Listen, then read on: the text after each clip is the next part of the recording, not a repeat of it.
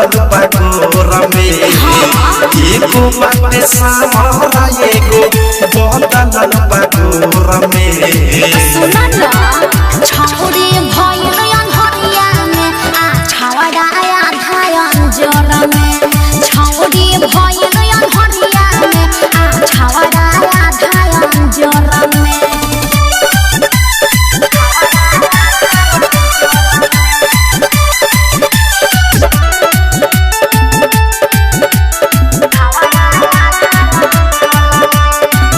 दूनु बाटे दू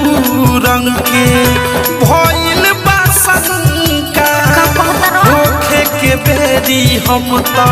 रही श्रीलंका। अरे ऐसा नहीं खे दोनों भैया के तोहरा हवे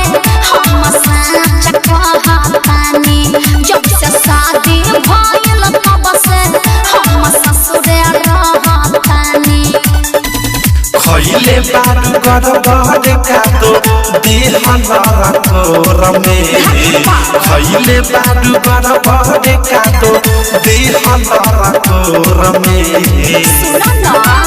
छौरी भइल अनहरिया में आ छावड़ा आधा अंजोर में छौरी भइल अनहरिया में आ छावड़ा आधा अंजोर में डायमंड रिकॉर्डिंग स्टूडियो छौरा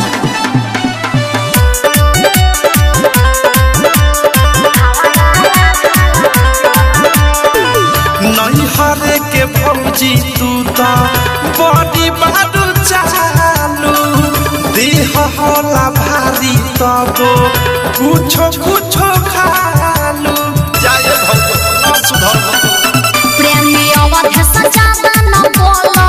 ना तखी सहारा बड़ी गोरा बाटे चाहे सागर हमारा फरक नाही पड़ी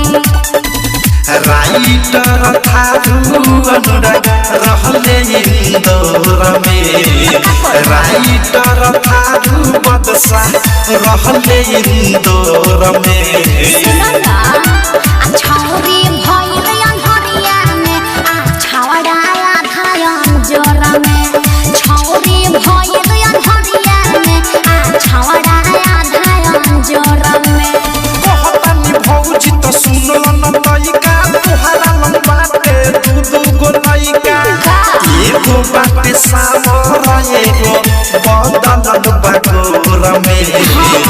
एगो बाटे सामरा एगो बदल बगोर में सुना ना